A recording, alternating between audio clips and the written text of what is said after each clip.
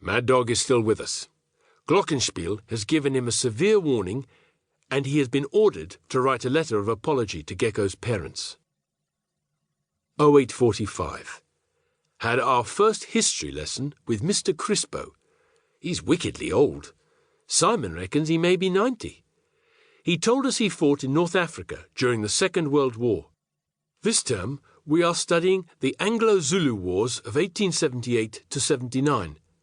But instead, Crispo showed us an old Second World War video on Dunkirk. Halfway through, he blew his nose like a foghorn and then shook his head and muttered something to himself. At the end of the video, he switched off the television and let us go 5 minutes early. From where I was sitting, I could see his eyes were full of tears. 14:30. Cricket trials.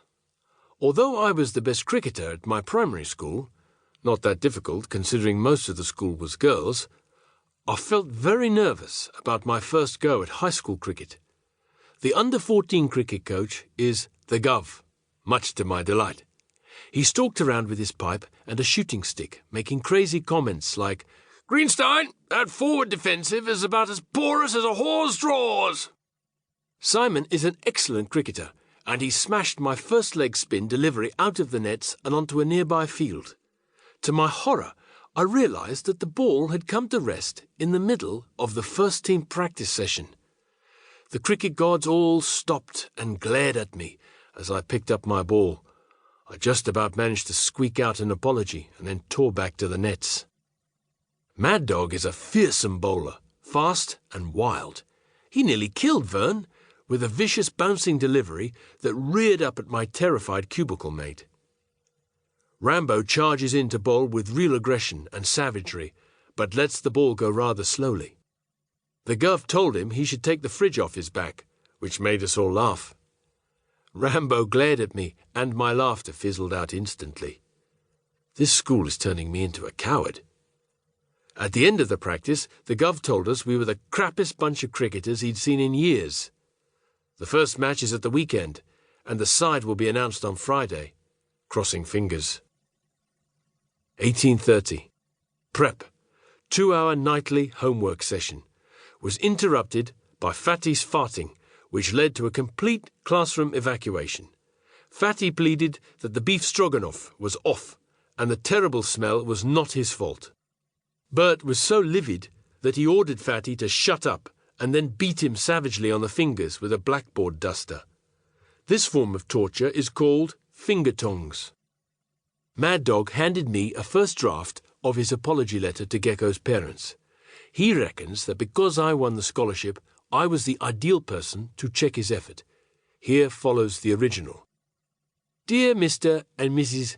Gecko, I am sorry about what happened to your son Gecko. I broke his arm by mistake with a wicked crash tackle. It's not my fault Gecko is built like a twig, but I'm sorry for mongrelling his twig, his arm. Sincerely, Mad Dog. 21:15. I rejected Mad Dog's first draft and we composed a new draft together. Mad Dog held the torch, I did the composing. Dear Mr. and Mrs. Barker, I wanted to take this opportunity to profusely apologize for accidentally breaking your son's arm. However, in spite of the damage and pain that our friend Henry has gone through, I am still convinced that I saved him from further and possibly life-threatening injuries. It is my belief that Henry panicked in possession of the rugby ball and sprinted toward the pool in a blind panic. I brought him down meters short of deadly danger, unfortunately causing him some pain in the process. Once again, I apologize. Yours sincerely, Charlie Hooper. P.S. If Henry is there, tell him to get back quick. School just isn't the same without him. Mad Dog was wickedly impressed with the new version. He especially liked the pool bit and how it sounded like he'd saved Gecko's life. He wasn't sure about the P.S. because it's common knowledge that Gecko's in the sanatorium and not at home. I told Mad Dog that this was a perfect example of emotional blackmail. He seemed blown away with this and has vowed to call me Brains from now on. To repay the debt, he invited me on a pigeon hunt at 0500. When I declined, he looked dangerous, so I told him that I loved eating pigeons, but that I'm getting a sore throat.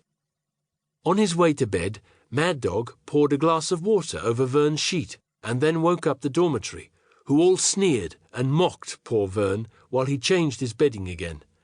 I remained silent and then felt guilty for hours for being a coward and not standing up for my cubicle mate.